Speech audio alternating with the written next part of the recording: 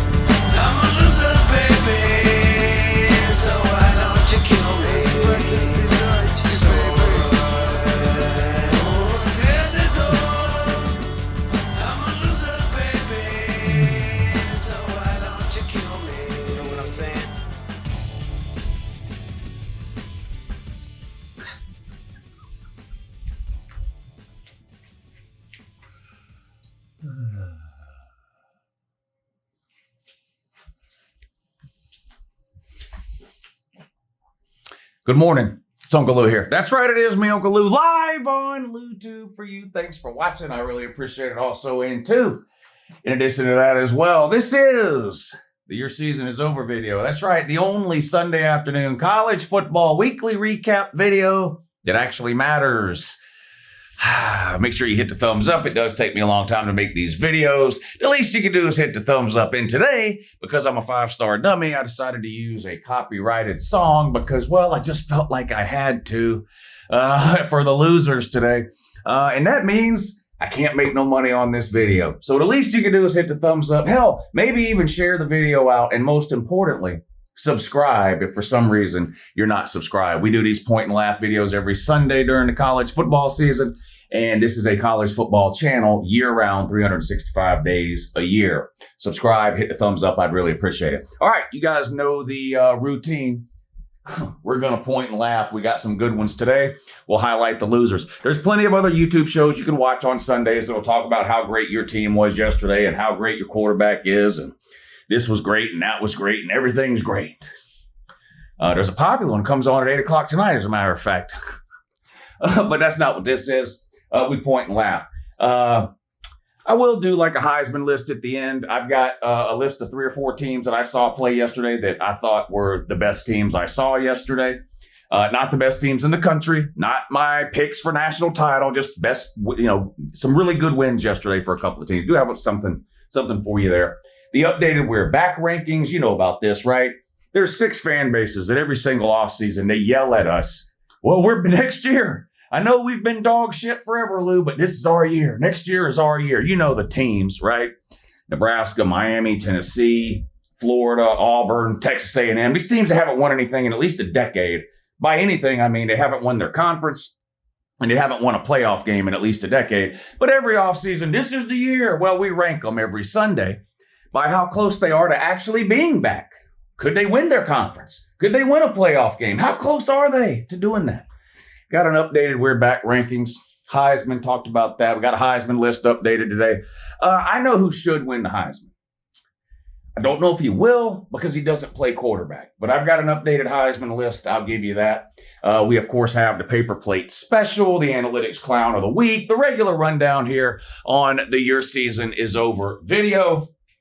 But we're going to start with the point and laugh specials. I'm going to start with both Houston and Illinois because those won't take very long.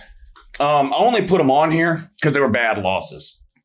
I know there's not a ton of Houston and Illinois fans around to laugh at. I know Houston and Illinois weren't making the playoffs even before they lost this week. But that didn't stop them. Illinois lost to Wisconsin. You know how down bad you have to be to lose to the Cheeseheads? We're going to talk about Florida State. I've already uploaded a video about Mike Norvell. But, of course, Florida State no longer cares about football as an institution. They don't. There's no other reason to keep Mike Norvell, which they, of course, announced earlier today. Wisconsin is dangerously close to that territory as well. They're keeping Luke Fickell, at least all signs point to that, and he's been an absolute belly flop of a hire up there, but that didn't stop him yesterday from beating Illinois. That's a bad loss for Illinois. You know, last year Illinois finished 9-3. They were one of those bubble teams, just on the outside of the playoffs looking in. They had a good performance in bowl season against what I think was the best bowl game of the year last year, the Illinois-South Carolina game. The majority of the players actually played in that game. And if you watch that bowl game, you know what I mean. But it appears that both of those teams showed up with the intention of winning. Like it looked like a real college football game, which unfortunately we don't always get in bowl games anymore. And then Illinois was a lot of people's kind of a dark horse pick to make the playoffs this offseason for this season, right?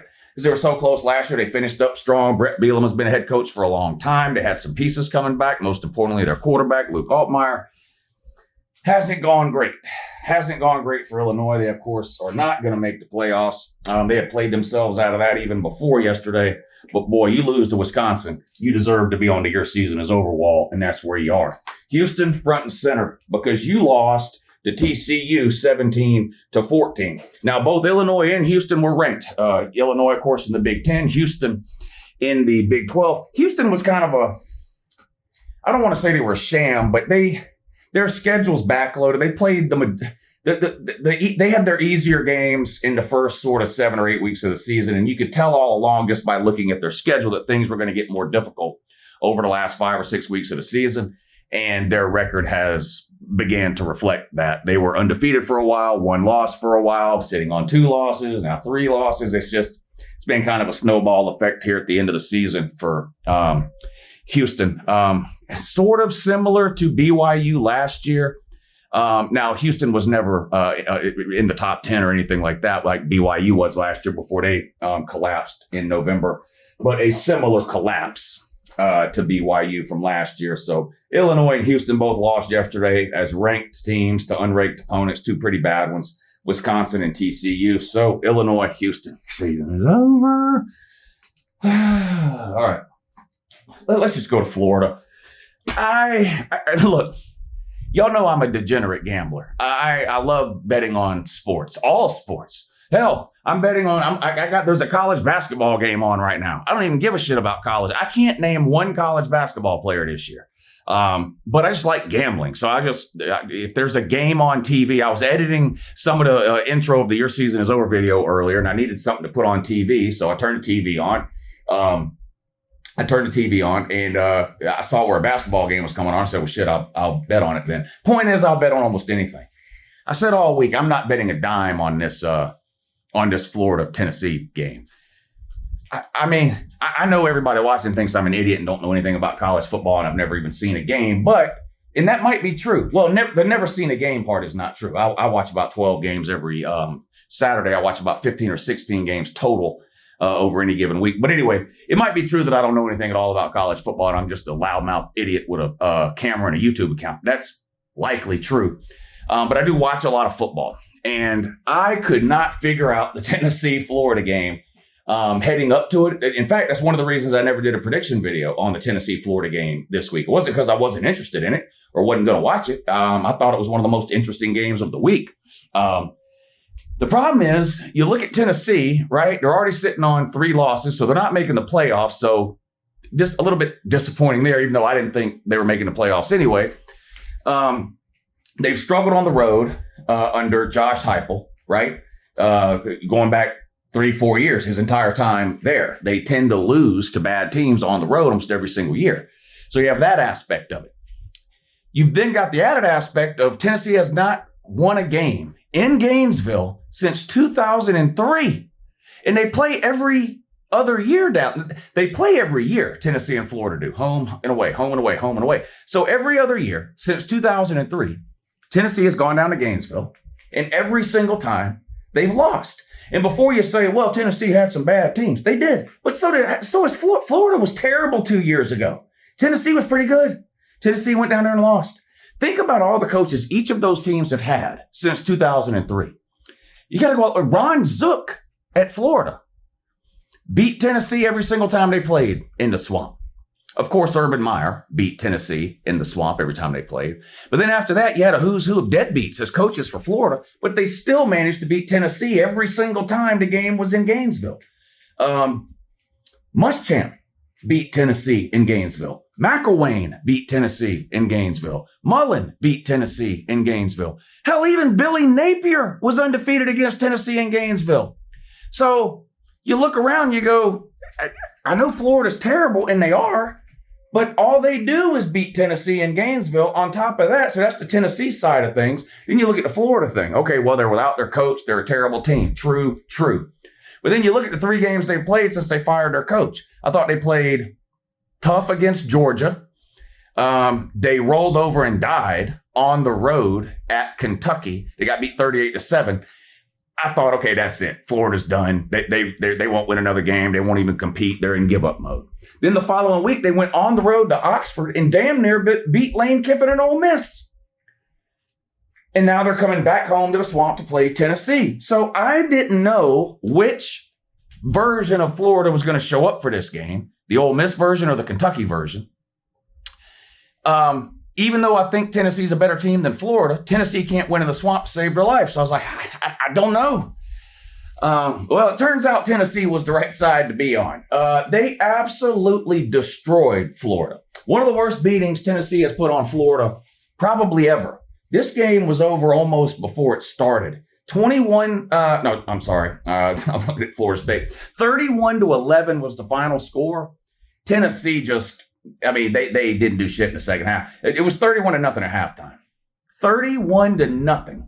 Tennessee was up over Florida at halftime. Florida did manage a field goal and then eventually a touchdown with a 2-point conversion in the second half, but Tennessee was just going through the motions in the second half. They didn't score at all in the second half, and they ended up beating Tennessee 31-11. It was 31-0 at halftime. DJ Wagway Woo boy, who's more overrated, him or Arch Manning? I guess, I don't know. Maybe Arch Manning. I don't know. Maybe Lagway is terrible, y'all.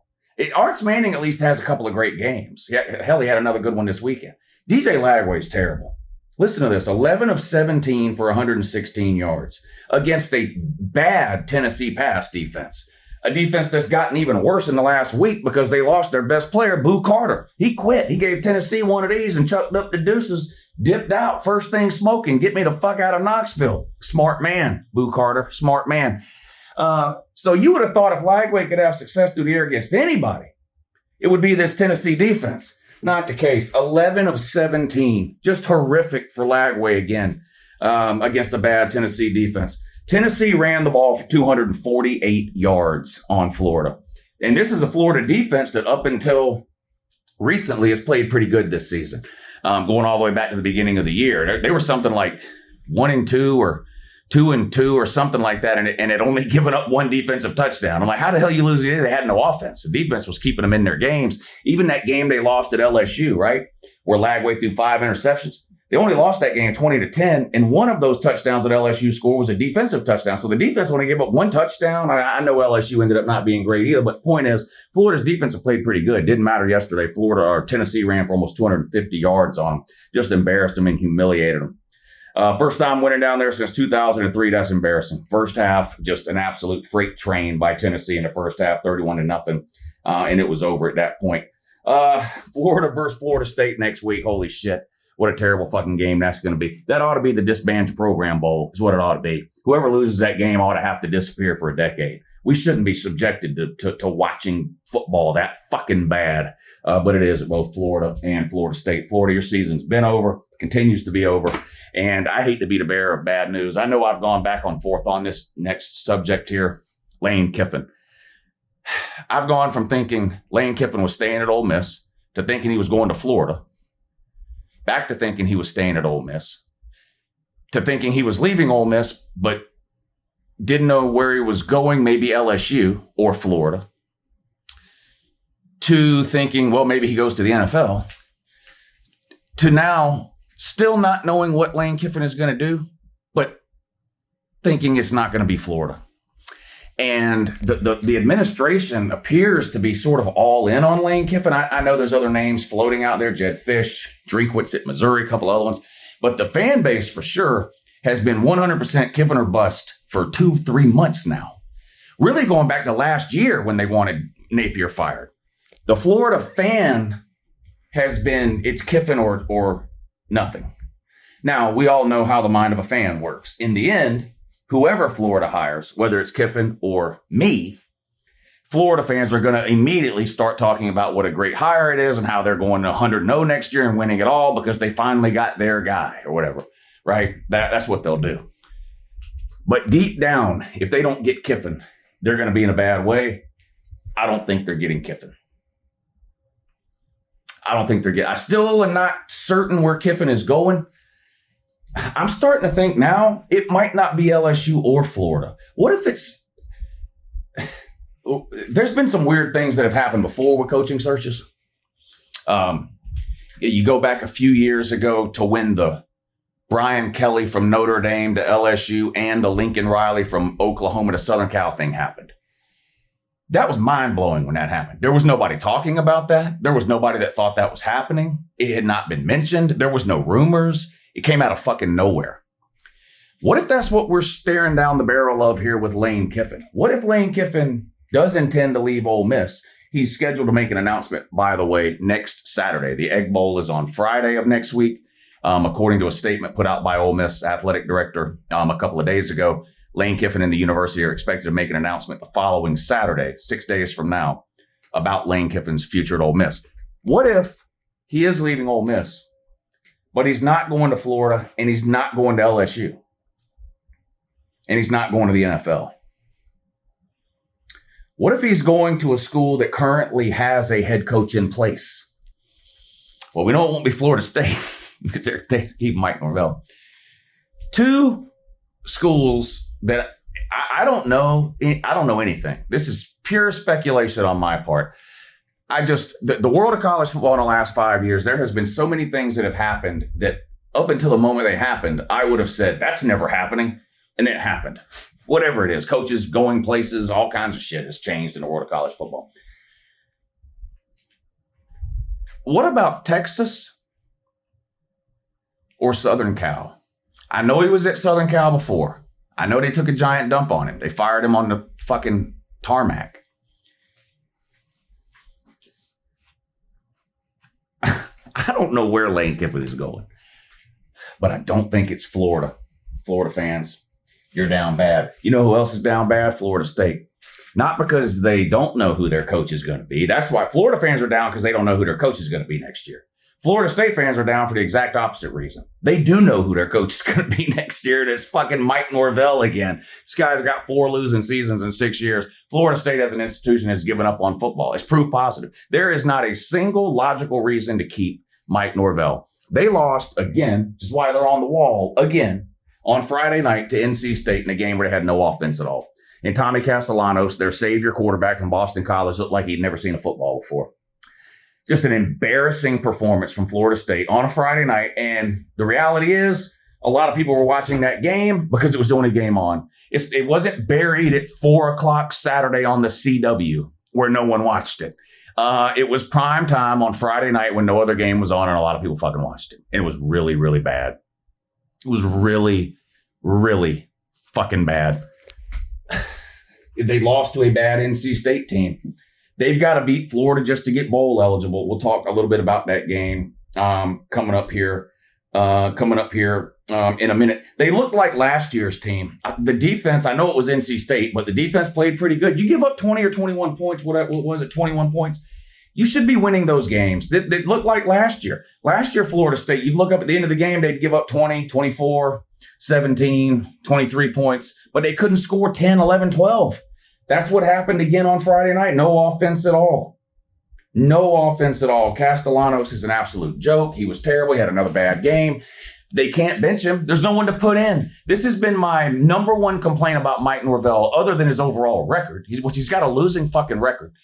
He's had 4 losing seasons in 6 years. Do you know how hard it is to have 4 losing seasons in 6 years anywhere? Never mind at Florida State, but Mike Norvell's figured out a way to do it. But so aside from his just abysmal coaching record at Florida State, which is in the toilet, my number one complaint about Mike Norvell has been, you hired him out of the group of 5 as an offensive guy known as sort of a quarterback whisperer, genius type guy. Okay? He's now been there 6 years. There's not been a single quarterback in 6 years under Mike Norvell at Florida State. There's not been a single quarterback that Mike Norvell identified as a high school recruit, recruited, signed, developed, and now plays at Florida State. Not a single one. Jordan Travis is the only decent quarterback he's had, and he inherited that. It is mind-blowing to me that a place like Florida State has a head coach who has basically said, our only hope is to do what Colorado's doing. Flip the roster over every year through the portal, cross our fingers, and hope that we end up with some decent players. It worked one fucking time. Once, and you lost to Georgia 63-3. Yeah, I do like reminding you of that. Cry into your Fruit Loops. Oh, this player didn't play that. I don't give a fuck. You lost 63-3. You lost 63-3. So in your best year under Mike Norvell ended with a 63-3 loss to Georgia. 4 losing seasons in 6 years. That is almost impossible to do at a place like Florida State. You're surrounded by elite recruiting talent in the state of Florida. It used to be a huge name brand. You know, Florida State fans run around the internet with, oh, we go to SEC, we go to Big Ten, we go wherever we want. We get our pick. We're the most wanted college football team by the other major. Nobody fucking wants you. Nobody. You're terrible. You're a joke. You're broke. You can't afford to fire Mike Norvell. And on top, and even if you could, you then couldn't afford to hire a legitimate staff afterwards, which is why you're keeping Mike Norvell. Oh, we don't make enough TV money. How is it that SMU is winning games with 0 TV money? Their deal with the ACC includes 0 TV money. They can win games. Clemson has been competitive, not this year, but Clemson's been competitive under that same TV contract that you have, and won natties under that same TV contract that you have. What's the excuse? What is the problem? You done sued everybody under the sun. You sued yourself into poverty. You paid out all your buyout money in legal fees to go around suing everybody. Your own school, your own conference, your own TV partner. Florida State's own basketball team sued the Florida State NIL collective. It's like the norovirus. It's just fucking contagious. It's just everybody running around suing each other down there. And then their football program can't win a game and they sit around going, where the fuck's all our money at? What happened? My wallet's gone. You catch it, you're checking in the goddamn couch cushions and you can't find no change. And you're stuck with the worst Power 4 coach on the planet, Mike Norvell, because you can't afford his buyout, because you gave him a terrible fucking contract, and you can't afford to replace him. Even if a booster stepped forward and said, here's $50 million, you wouldn't have enough money to go out and hire a legitimate staff. You'd have to hire some retread leftover rerun, some mid-level group of 5 staff to come in there and hopefully win 6 or 7 games a year. Y'all are a dead fucking program, and your administration is just thrown in the towel and given up. And it couldn't have happened to a more deserving group of fans. You don't always get what you deserve as a college football fan. But in this case, Florida State fans are getting exactly what they deserve. Not all of them. Not all of them. But a lot of them. A lot. A high percentage of Florida State fans have spent the better part of the last 2 years absolutely embarrassing themselves online with their never-ending conspiracy theories and dribble about Kirk Herbstreit and ESPN and the SEC and the ACC's fault. It's his fault, it's their fault, it's that person's fault, it's this TV network's fault, it's that conference's fault. It's everybody's fault but their own. Whose fault? Is it ESPN's fault you hired Mike Norvell? Is it Kirk Herbstreit's fault you hired Mike Norvell? Is it the SEC's fault you hired Mike Norvell? Is it the playoff committee's fault you hired Mike Norvell? It's your fucking fault. You right there watching this video, Florida State fan, it's your fucking fault. The Florida State fans that cried and bitched and moaned and whined for 2 years about playoff committees and ESPN and TV contracts, it's your fucking fault.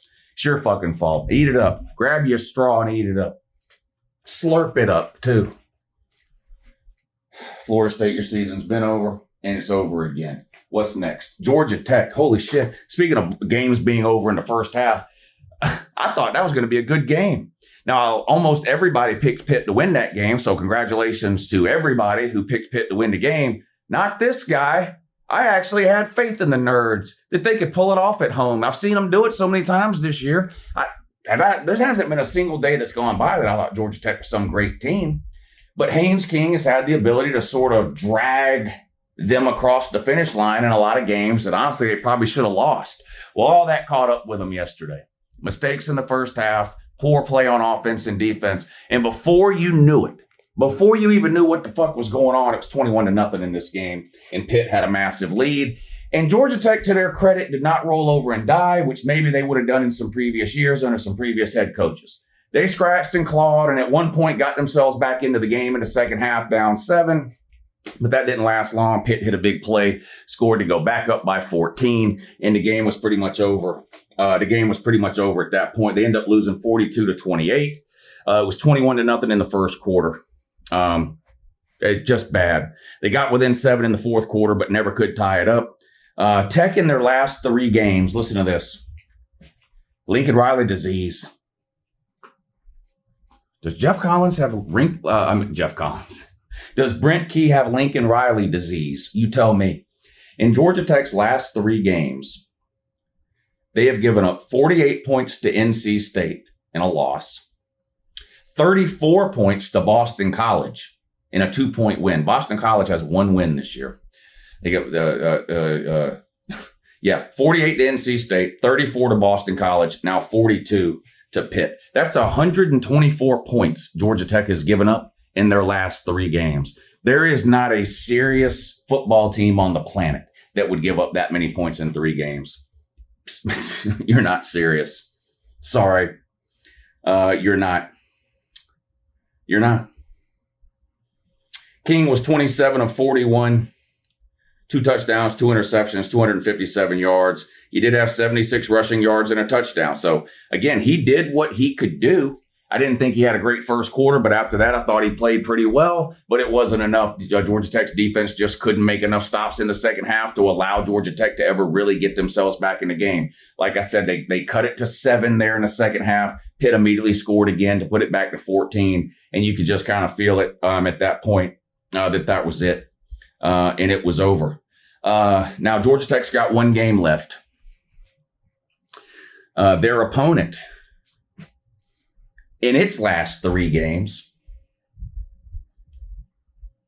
has scored 41 points, 35 points, and 35 points.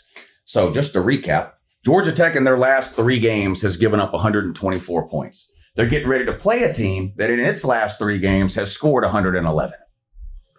I wonder what's going to happen. You know what's going to happen. Even if you're a Georgia Tech fan, you know what's going to happen. Your own school knows what's going to happen. Your own school knew what was going to happen before the season ever started. In fact, your own school and your own administration was so sure, Georgia Tech, that you were going to lose your 12th regular season game of the year, the game coming up this week on Black Friday. They were so sure you were going to lose that game. They sold their rights to play it in their home stadium. They sold their rights to a home field advantage for $10 million. So now you get to be like Notre Dame. You can brag that you made money while you're busy not winning anything. Georgia Tech sold their rights to a home game against their in-state rival, Georgia, next week, Black Friday. Home and home series. Athens, Atlanta. Athens, Atlanta. Sanford Stadium, Bobby Dodd. Sanford Stadium, Bobby Dodd. Last year's game was great. 8 overtimes in Athens at Sanford Stadium. This was going to be the year you finally got over the hump and beat them at home in front of your home crowd at Bobby Dodd. Your administration goes, yeah, right, that ain't going to happen. In fact, we're so sure we're going to lose. We'd rather sell our home game for $10 million than lose another game to Georgia on our own home field. Loser mentality. And that showed up yesterday when you got beat down by something called Pitt, who's so fucking bad they lost to West Virginia. And now you're out of it. That's the worst part. That's the worst part. You were sitting on one loss. You had a chance to make the playoffs. Had a chance to make the ACC championship game and win it and get in the playoffs and all that. Not anymore. Not even making the ACC championship game now. Never mind the playoffs. And you're going to end your season with back-to-back losses. Pitt last week. Me this coming week. I'm going to beat the shit out of you on Friday. And you know what the funny part is? You know it. You know it. I'm kind of disappointed that you lost the way you did yesterday, because it's going to make this week not that much fun for me when it comes to talking shit to you. I don't even, Georgia Tech fans aren't even going to pretend this week like they have a chance of beating Georgia, are they? No, you're not beating me. I'm going to beat you again. I enjoy beating you every year. I really do.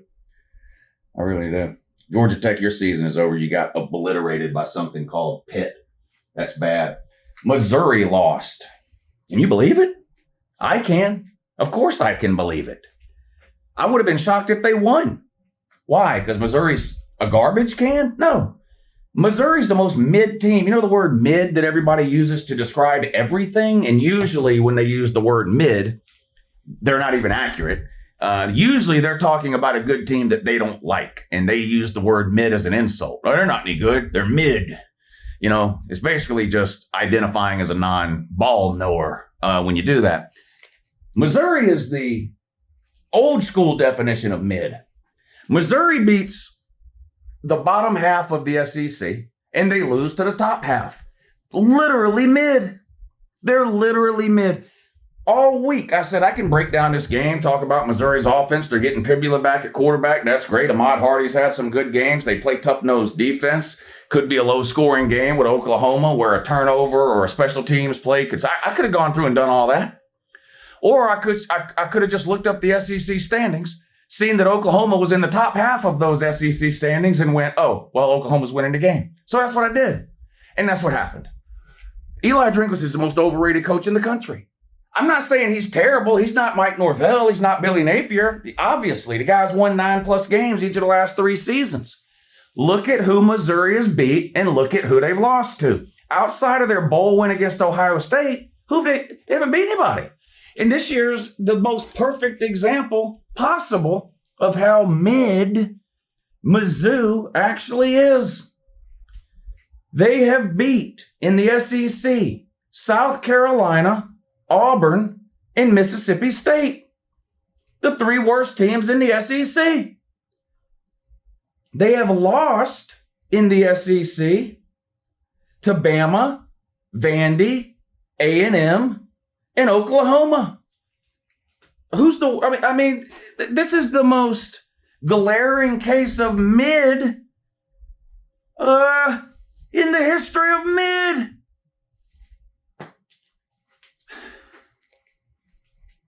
Who else is mid? Who's the most mid team besides Missouri? Missouri's clearly mid. Who's another team that they beat the bad teams and lose to the good teams? Who James Franklin at Virginia Tech? He beat some good teams. He just couldn't beat the top 5. What's another example of a coach or a team that is actually mid, like Missouri is? They beat the bottom half of the SEC every year. They lose to the top half of it. What's another? We need to match Missouri up with another team that's just like Missouri in a bowl game. They can call it Battle of the Midway.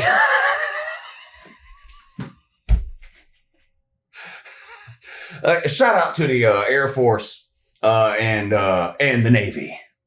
Yeah, for the Battle of the Midway there. Appreciate everything you did. So you saved Mizzou.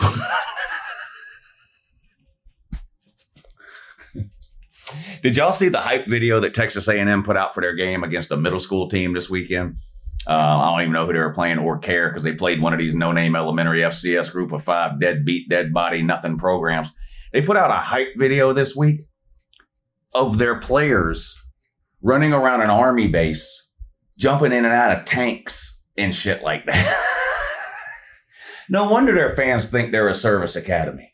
It was the most clownish fucking thing I've ever seen. And they got clowned so bad on the internet. This was the official Texas A&M Twitter account. I think it's at Aggie Football. They got clowned so bad about their fake military shit that they deleted their own hype video. Texas A&M, y'all are fucking weird, man. Y'all are really fucking weird. Anyway. Missouri, your season is over. And that brings us to Southern Cal. You know, I'm not going to dog on Southern Cal too bad here. Obviously, the defense played bad. Oregon went up and down the field on them and outscored them. So it looked like a lot of Lincoln Riley losses. But I thought they played okay. They scored some points. That Gilligan's Island quarterback they have had his moments. But Oregon, honestly, just looked like the more talented team. Home field advantage, I think, played a massive role here. And they're better coached. I think if we're ranking coaches, where are we ranking Dan Lanning versus Lincoln Riley? Even before this game, I don't know of anybody that had Lincoln Riley higher on a coach's ranking list than Dan Lanning. And Dan Lanning's a defensive guy. And Oregon was able to make enough stops defensively, and Southern Cal was not. And Oregon gets what I think is a pretty good win. And, I've been very honest about my feelings on Oregon as well this year. I definitely think and know that Oregon is a good team. I didn't really know how good. They had the loss to Indiana. I'm not totally sure what to make of their win over Penn State. I do think that the week 3 or 4 Penn State team that Oregon beat in overtime at Penn State was the best version of Penn State. And they then, of course, went into fall off a cliff mode after that. So I do give Oregon credit for that win. I don't give Oregon credit as in, wow, that was a top 5 win because Penn State was ranked 3rd then. That's not what I'm saying. What I mean is I don't think some people look at that Oregon win on the road at Penn State and they go, damn, Oregon must be bad. They barely beat a terrible Penn State team. That was the best version of Penn State that Oregon beat, right? They fell off a cliff after that, obviously. And then they have the Iowa win, bad weather. They had some injured players, miracle win in the 4th quarter. And when I watched Oregon play, and I talked about this because I did do a prediction video on this game, where I picked Oregon to win. I picked Southern Cal to cover, which they didn't. But I did pick Oregon to win. But I said, I'm going to watch this game because when I watch Oregon play, it looks like you can tell they're really talented. The players are there, NFL at every position group. But it just seems like something's not clicking or something's missing. And maybe it's one thing in this game and something different in the next game. And you watch them and you're like, man, the talent's there. Like if they could put it together, yeah, probably top 5-ish team, maybe. I think yesterday was the best game I've seen Oregon play. I was impressed with them offensively. Obviously, the coaching is at a high level. The talent is at a high level. And I thought that was the closest I think I've seen Oregon play up to their potential so far this year. And that's a good sign if you're an Oregon fan, because that's what you want to be doing towards the end of the year. So I do think that was a good win for Oregon. Now, for Southern Cal, you're eliminated. Again, no playoffs for you. Google the word defense and then Google your head coach, Lincoln Riley. You're never, I don't know how many years, the end of November, we go through this every year with you, Southern Cal man. This is what you're going to be under Lincoln Riley. He doesn't care about defense. Every year, y'all continue to fall for they're if you look at this stat category, they're higher in the 30s than they were last year when they were in the 60s. Just watch. Just watch. They couldn't stop a nosebleed yesterday against Oregon. You just couldn't. I mean, that's just what it is. And that's what it will continue to be. You will probably never be garbage. You'll probably never be terrible because your offense is going to have the ability to score. Oregon's got a really good defense. They're extremely talented, and Southern Cal's offense played well for the most part. But at some point, you got to have a stop. And Southern Cal and really any team ever under Lincoln Riley has not proven to have the ability to do that when it matters most, ever. Going all the way back to his days at Oklahoma. And it was honestly the same thing again yesterday. You lose 42-27. Southern Cal only had 52 yards rushing. Oregon had 179. I mean, what are we doing? Dante Moore, 257 yards. Gilligan's Island had 316 yards. Again, this is no surprise. Go back and look at every Lincoln Riley loss ever at Oklahoma and Southern Cal. And almost every time the quarterback played great. Breaking news, Lincoln Riley tends to have great quarterbacks and great wide receivers and great running backs and great offenses. Duh. I'd be willing to bet he has another good offense next year, and I don't know anything about their roster next year as far as who they're losing, who's coming back. I don't start looking at any of that till the offseason. But I'm willing to go out on a limb here with 10 years of evidence and say you're probably going to have a good offense next year and your defense is going to be fucking dog shit again. Because that's what Lincoln Riley's been doing every year for 10 years. And he gets asked, did y'all see, I know most people don't watch post-game press conferences, but this clip's been floating around today of Lincoln Riley. The question Lincoln Riley was asked about the sign at College game day. He didn't like that. You have to go look that up. Look up the clip of Lincoln Riley post-game press conference against Oregon, and you'll find it. Told the reporter he was unprofessional. Come on, man. Come on, stinking Lincoln. What are we doing? What are we doing, stinking Lincoln? I don't know. There you go. That's your season is over. Southern Cal officially eliminated from the playoffs now with 3 losses.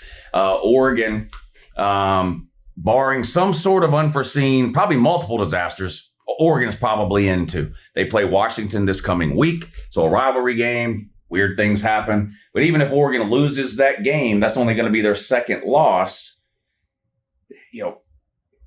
Probably would still get in. But I think Oregon will beat Washington, so that doesn't even really matter. So it looks like Oregon's going to go 11-1, probably not going to make the Big Ten title game. That looks like Ohio State and Indiana. Anyway, more on the conference races coming up in a little bit. But there you go. That's the point and laugh. Now, here's a handful of other games. Oh, actually, let me do this first. This is a list of teams. I'm fixing to name off a list of teams. Other than naming off this list, I'm not saying anything else about these teams because they chose to play non-conference games yesterday in the middle of November.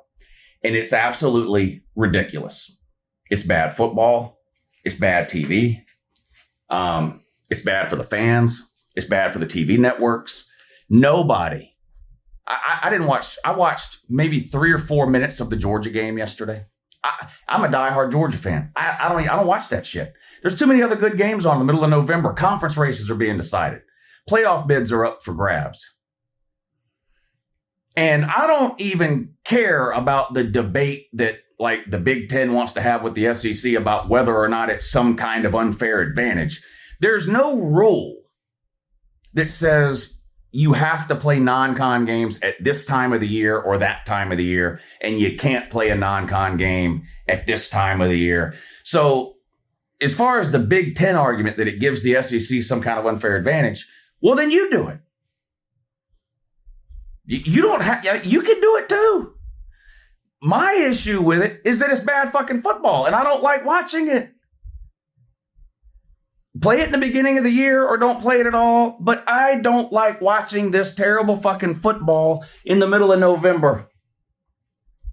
So I don't have anything to say about any of these games because they're fucking dog shit, and you ought to be ashamed of yourself for scheduling these non-con games in the middle of November. Here you go. A list of fucking deadbeats that scheduled a non-con game yesterday. Notre Dame. What the fuck are you doing? Non-con game in the middle of November. You ought to be ashamed of yourself. We're a top 10 team. You know, the first 2 weeks of the season don't count, Woo. Wait till we get to the middle of November and we beat some non-con team. Yeah, I waited.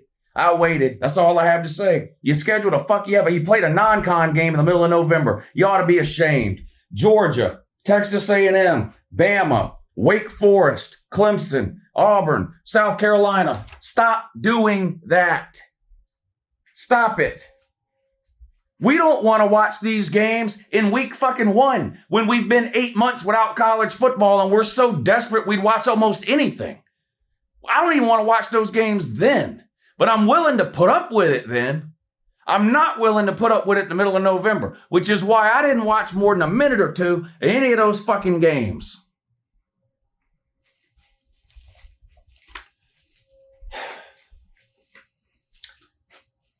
Georgia won. Great. Ohio State won. They beat Rutgers 42-9. Amazing. Texas A&M won. Notre Dame won. Bama won. BYU beat Cincinnati. This was an interesting game. Cincinnati, a lot of people thought Cincinnati was going to pull off the upset there. BYU was only 2.5-point favorite. I wasn't buying it. BYU was my pick, and BYU rolled. So there's one I got right. They won 26-14. BYU's now 10-1. Probably going to win again next week, and it's going to be a rematch of the Big 12 title game, BYU and Texas Tech. Could get interesting. Utah beat Kansas State 51-47. What happened to Utah's defense in that game? Holy shit. And Utah was trailing for a lot of this game, too. And where did this offense come from Kansas State? Kansas State's been one of the most disappointing teams in the country, not named Clemson or Penn State. Holy shit. Utah, what happened there? Anyway, Utah's 9-2. That's great. Problem is their 2 losses are to Texas Tech and BYU. So you kind of boxed out of the Big 12 championship game. So unless you think the Big 12's getting 3 teams in the playoffs, not good. Miami beat Virginia Tech 34-17. Miami scored a late touchdown. Did y'all see? See, Miami's smart. They knew 2 things. Number 1, we need style points. We got to run it up if we can. Number 2, the playoff committee don't watch these fucking games.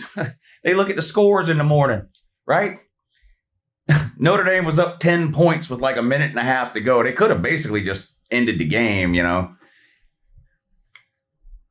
The committee's going to look at the box score in the morning. They're not watching the game, but they're going to look at the box score. 17-point win looks a lot better than a 10-point win. So they threw a bomb into the end zone there to Malachi Toney to make it a 7. Now, Uncle Lou was watching, so I know what you did. I know what you did, Miami, man. But the committee don't know, do they? They ain't paying attention. 34-17, Miami beats Virginia Tech. They're now 9-2. They play Pitt. At Pitt. This week. Dang. Vandy beat the soul out of Kentucky 45-17. Diego Poverty had 6 total touchdowns in this game. 5 passing and 1 on the ground. More on Diego Poverty in a minute. Texas beat Arkansas 52-37. Look at Arch Manning out here having a good game against teams not named Georgia. Wow. 400 yards, 4 touchdowns, and a rushing touchdown. So 5 total touchdowns for Arch Manning in a amazing victory over the Woo Pig Dummies of Arkansas. Congratulations, Arch. Michigan beat Maryland 45-20. Tune-up game before Ohio State this coming week. Go ahead and let me know in the comments who's picking Michigan. I'm telling you right now, I'm picking Ohio State. Now, here's the problem. I pick Ohio State every year in that game, and Michigan keeps beating them. And the game is in Ann Arbor. I don't know. I think Ohio State's beating them. But again, I always think that. Go ahead and go ahead and get on the record now. It's going to be interesting. Arizona State beat Colorado just like everybody else does, 42-17. Arizona State's ranked. Dang. They're 8-3. Colorado's 3-8. Is Deion going to quit? Cite health reasons? Walk away? Wave the white flag? Or will he be back to lead Colorado to yet another disastrous season next year? Don't know. SMU won 38-6. You know SMU's 8-3. and is likely going to play for the ACC championship. The ACC standings are a mess. We'll talk about that in a minute. I think SMU is going to play. I think SMU is making it to Charlotte. But anyway, Duke beat North Carolina. Late touchdown to win the game. They were down a point and scored a touchdown literally under a minute to go to get the win over in-state rival North Carolina. Stanford beat Cal, the band game. Remember that from 40, 50, 60 years ago? The band is on the field. No band on the field yesterday. Nobody in the bleachers either. Nobody watched that game. Dang. Stanford beat them, though. Oklahoma State lost again. You thought I was going to say they won? Of course they didn't fucking win. Oklahoma State improves or falls, depending on how you look at it, to 1-10 on the season. Disaster in Stillwater. Penn State beat Nebraska. The backup bowl in this one. Bunch of woozies and scrubbotas playing in this game. Both teams with backup quarterbacks. One team without fucking coaching staff. Just a mess of a situation. 37-10, Penn State beats Nebraska. Penn State's now 5-6. They could become bowl eligible next week. And Washington took care of UCLA 48-14. They play Oregon this coming week. Washington's 8-3. Oregon should beat them, but rivalry game, we'll see. We'll see. What's going on with the group of five? What group of five team is getting in the playoffs? Are there two group of five teams getting in the playoffs? Maybe. The ACC might get shut out. James Madison, let's talk about them first. They're in the Sun Belt. There's no other team in the Sun Belt that has any chance. But James Madison is 10-1. They've only got one loss, and it's to Louisville. They won again this past weekend. They're going to win their conference championship game. They're going to be 12-1 with a 2-touchdown loss, I think it was, to Louisville. So where do they end up ranked? The problem for James Madison is they're not going to play what anybody considers to be a good team in their conference championship game. So the win, although it will give them a conference championship, I don't know how much or if at all the committee will look at that and say, oh, we better bump them up because they beat such and such team. The American, on the other hand, does have a handful of teams that we know the committee considers to be pretty good because they've been ranked in different weeks, right? You've got Navy, 1 conference loss. Tulane, 1 conference loss. North Texas, 1 conference loss. South Florida, 2 conference losses. So 2 of those 4 teams are going to end up making it. The winner will have a conference title, and they will have gotten that conference title by beating a team that committee thinks is pretty good. I guess what I'm saying is I think the winner of the American Conference is going to be the highest ranked group of 5 team. But could James Madison at 12-1 be ranked higher than the ACC champion? If that's the case, then James Madison would get in, the winner of the American would get in, and the ACC would not get in.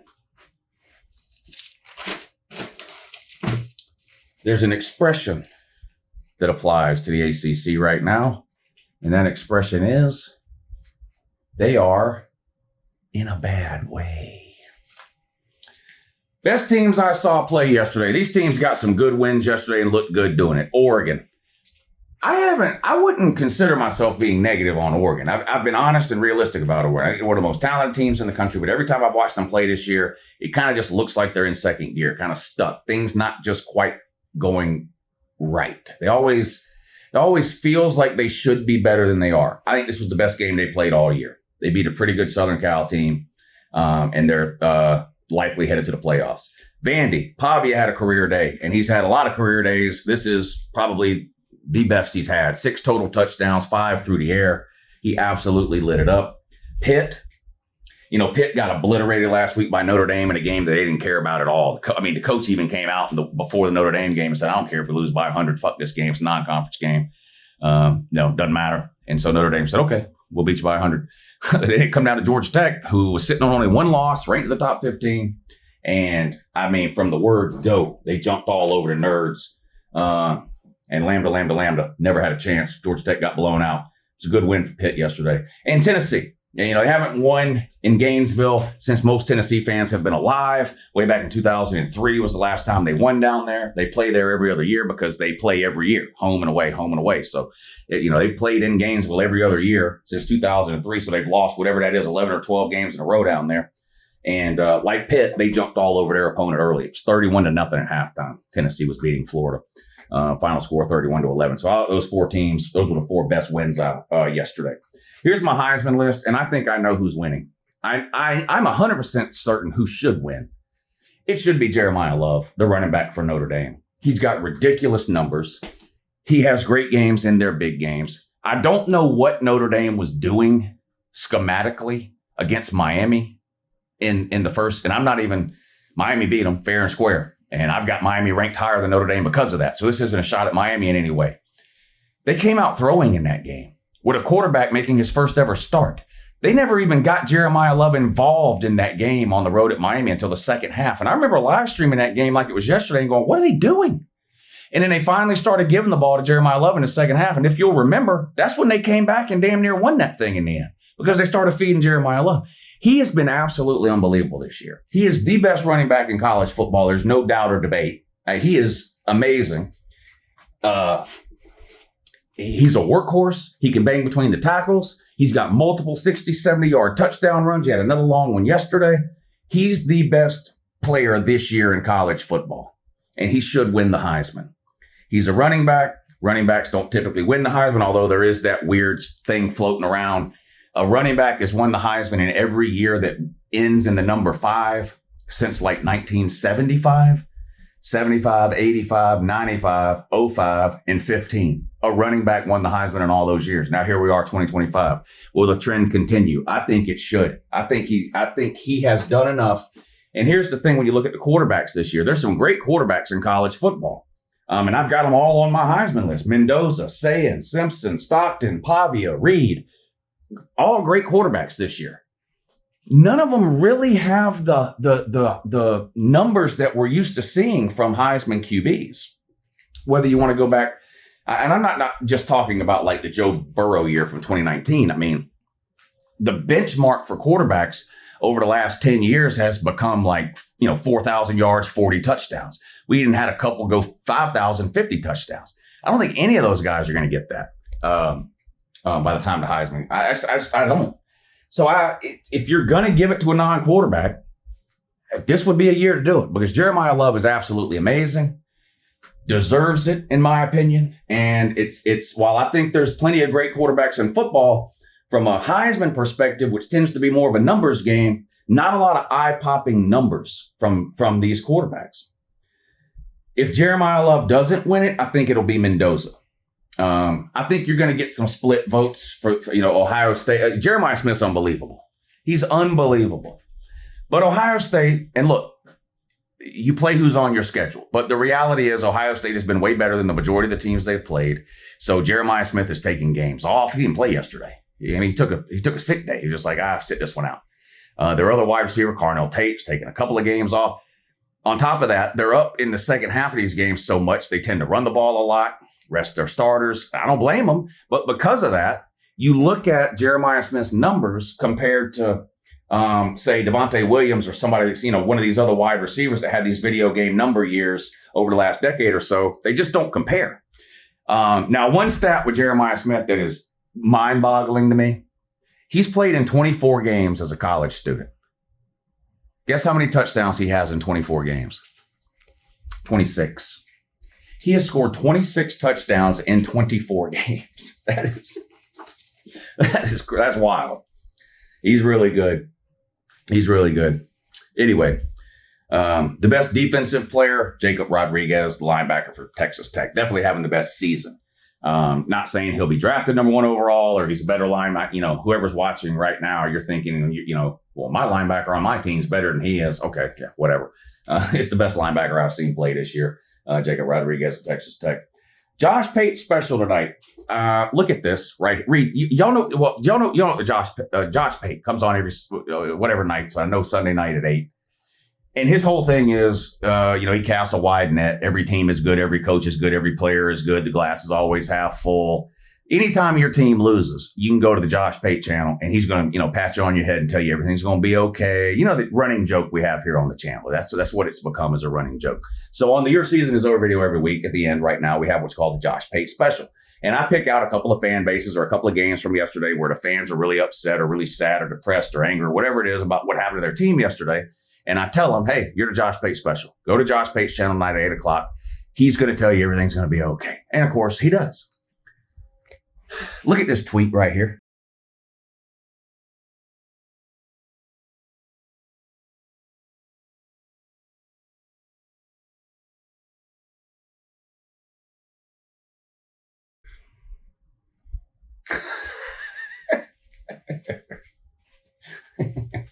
That's a Florida fan tweeting Josh Pate, asking him for the Josh Pate special.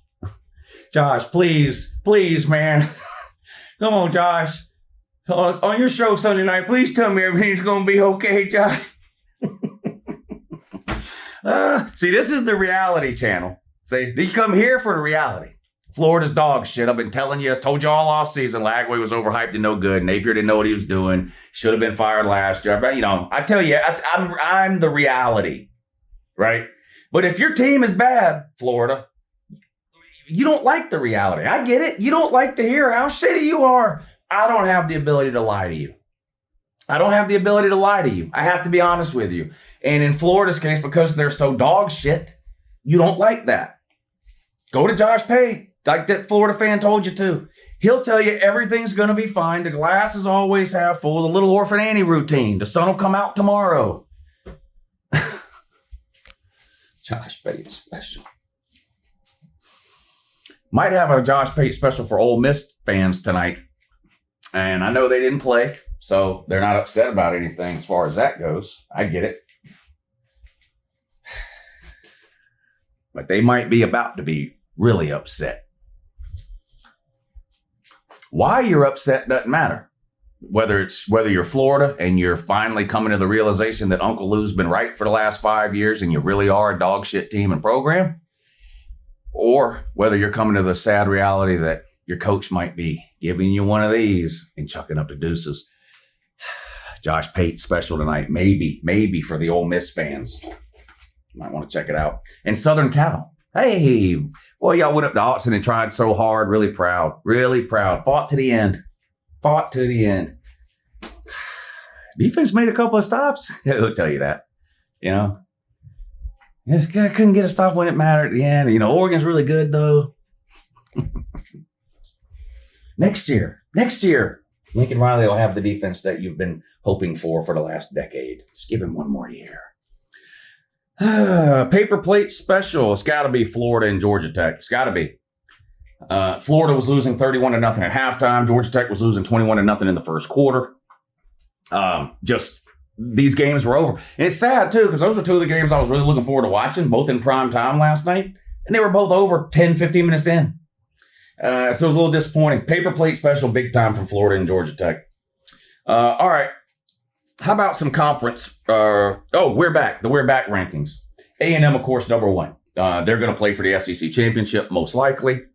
So they've got a chance to win the SEC, clearly. And even if they don't win the SEC, they're going to be in the playoffs. So they got a chance to win a playoff game. So they've got a good chance to get off the We're Back list by either winning the SEC or winning a playoff game, which is what it takes to get off the list. So they're ranked number one this week. Miami ranked 2. I still think they need some help because the committee doesn't know what they're doing. So I still think they need some help, but Miami still has a small chance of making the ACC championship game, which I'm going to get to in a minute. But even if they don't, a convincing win over Pitt this weekend and one or maybe 2 losses ahead of them in the final week of the season could be enough to get Miami in. But I've got them second on the We're Back rankings. The rest of the teams on this list, of course, have no chance of getting off. They'll definitely be back on next year. Tennessee at 3. They at least still have a coach. Nebraska at 4. Also, at least they still have a coach. The other 2 don't. Florida at 5. Or Auburn at 5, I'm sorry. And Florida at 6. That's the We're Back rankings. All right. Predictions for the conference championship games. The ACC, I think it's going to be Virginia and SMU. The ACC is fucking horrible, y'all. Well, either Virginia or SMU is likely going to the playoffs. Unbelievable. But I think it's going to be Virginia and SMU. There is a chance, like, Miami would need, like, 2 of the 3 teams to lose out of, like, Virginia, Duke, and SMU. They would need 2 of those 3 to lose in the last week of the season, and Miami would have to beat Pitt, and then Miami could maybe get in. I think it's going to be Virginia and SMU. The Big 12, Texas Tech and BYU. That's my prediction. The Big 10, Ohio State and Indiana. For the SEC, most likely A&M and Bama. Now, here's the thing. I think they will get in. If A&M or Bama lose next week, then Georgia will get in. If A&M loses to Texas, Georgia will be in the SEC championship game. If Bama loses to Auburn, Georgia will be in the SEC championship game. I don't think either of those things is happening. I'm most likely going to pick Texas A&M to beat Texas, and I'm definitely going to pick Alabama to beat Auburn. If that happens, if Texas A&M wins next week and Bama wins next week, it will be Texas A&M and Bama in the SEC championship. If either of them lose, the winner so in other words, if A&M loses, then it'll be Bama and Georgia. If Bama loses, it'll be A&M and Georgia. Make sense? It's my prediction. For the American Conference, I think it's going to be Tulane and North Texas. And I think the winner of that game will most likely make the playoffs. And then I obviously think James Madison's going to win the Sun Belt, but I just don't know if I don't know that they'll get in, even though they'll be 12-1. So there you go. Week 13, holy shit. We only have one more week of the regular season. Don't worry, it's rivalry week. So 2 days of unbelievable games. All day Friday, all day Saturday. I'll be live streaming a bunch of games Friday and Saturday, so feel free to come hang out. We'll watch these rivalry games. They're going to be good. I know Georgia and Georgia Tech play on Friday. I believe Texas and Texas A&M play on Friday too. Friday night, prime time, I believe. The Iron Bowl is on Saturday at 3:30.